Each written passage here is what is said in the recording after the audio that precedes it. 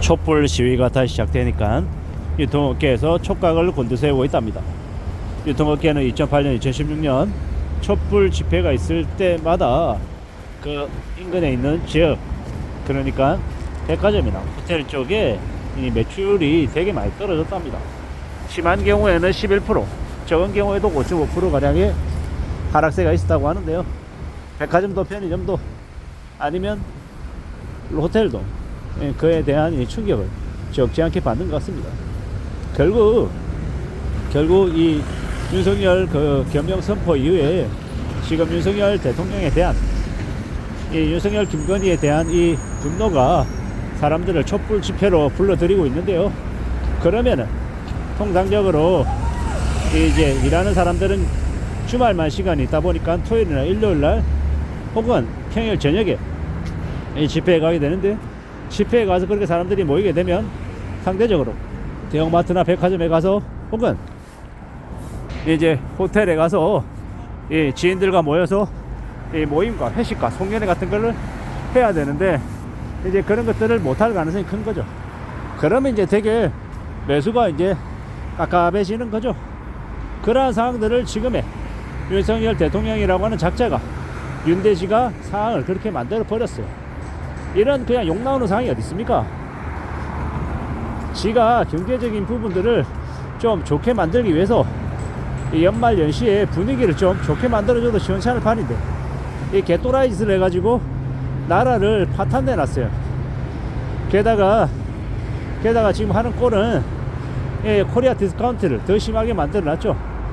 사람들이, 해외에 있는 사람들이 그동안에 K 한류나 뭐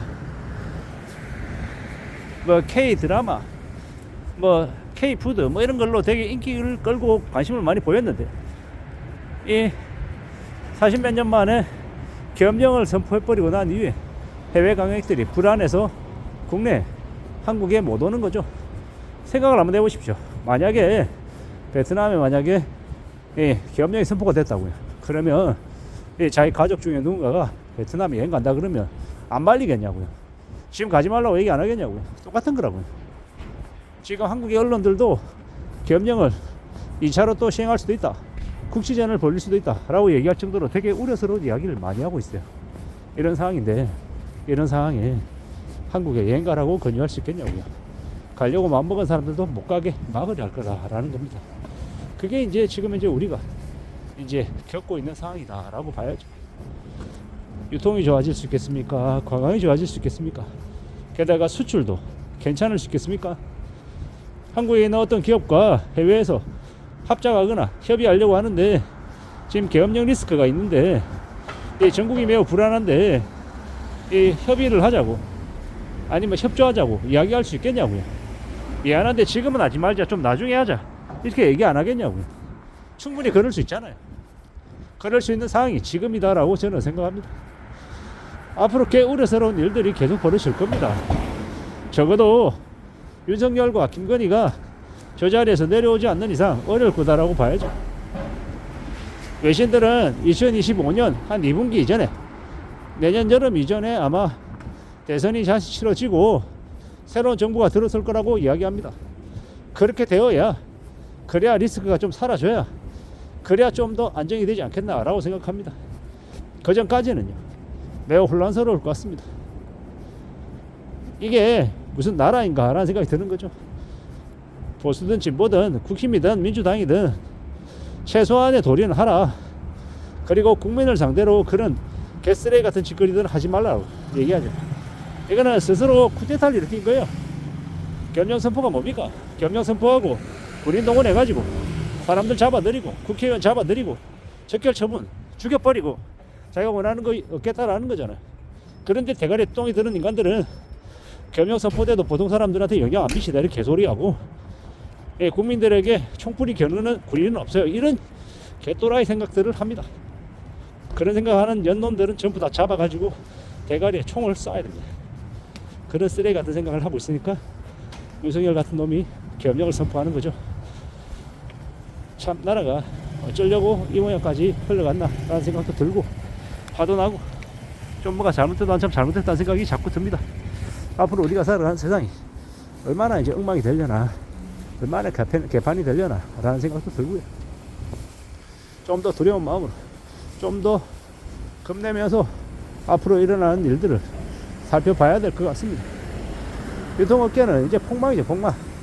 안 그래도 연말 연시 그래도 이 매출 인덱스상 봤을 때 그래도 다른 평상시가 100이라고 하면은 그래도 12월은 110이든 115든 120이든 평상시보다 매출이 올라가는 시기인데 2024년 12월은 매출이 오르기는커녕 떨어지는 90이나 85 정도까지 내려갈 수 있는 매우 우울한 시기다라고 봐야 되겠습니다. 보통 사람들이 지금 같은 시국에 사람들끼리 삼삼오오 모여서 술을 마시거나 이야기를 나누는 게 수월하겠습니까? 쉽지 않을 겁니다. 점점 그런 분위기가 더 위축이 될 거다라고 봐야죠.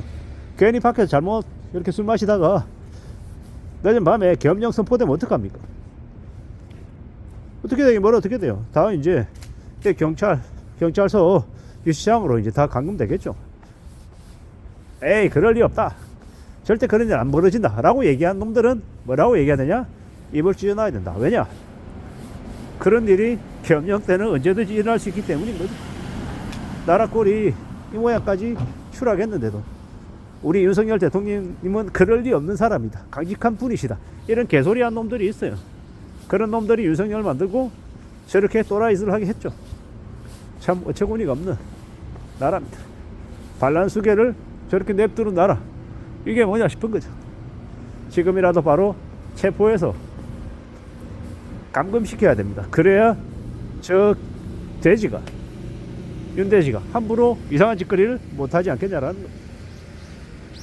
이씨 이러쿵저러쿵 해도 이 겸명 선포하고 난 이후에 나라 꼴 개판돼 버렸는데 그에 대한 피해액은요 어떻게 해야 됩니까?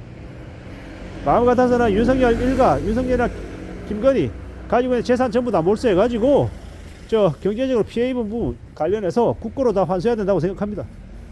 그냥 진짜 욕 나오는 게 안 그래도 지금 자영업자들 먹고 살기 힘들어서 폐업을 오늘 내일 하고 있는데 그들에게 다 전부 다 찬물을 끼얹어 놨어요. 이 추운 겨울 날씨 무슨 얘기냐? 나라 경제 망하라고 그냥 고사 지내고 그냥 똥물을 튄 거하고 똑같다라는 거죠.